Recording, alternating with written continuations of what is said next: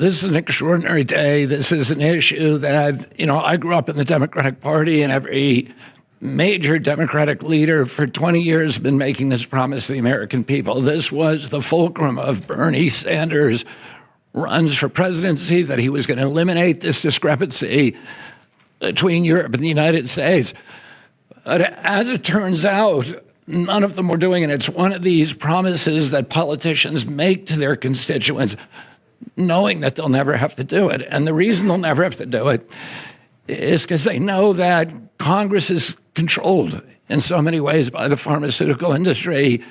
There's at least one pharmaceutical lobbyist for every congressman, every senator on Capitol Hill, and every member of the Supreme Court. By some estimates, 3. Pharmaceutical companies, the industry itself, spends 3 times what the next largest lobbyist spends on lobbying. So this was an issue that people talked about, but nobody wanted to do anything because it was radioactive. They knew you couldn't get it by Congress. We now have a president who is a man of his word, who has the courage. President Trump was taking money from the pharmaceutical industry, too. I think they gave you $100 million. Yeah. But he can't be bought, unlike most of the politicians in this country. He is standing here for the American people.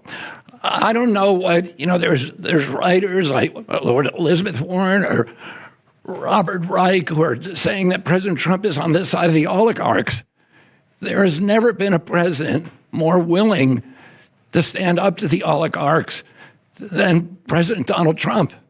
And I'm very, very proud of you, Mr. President, for your courage, because I don't want to be crude, your intestinal fortitude, your stiff spine, and your willingness to stand up for the American people.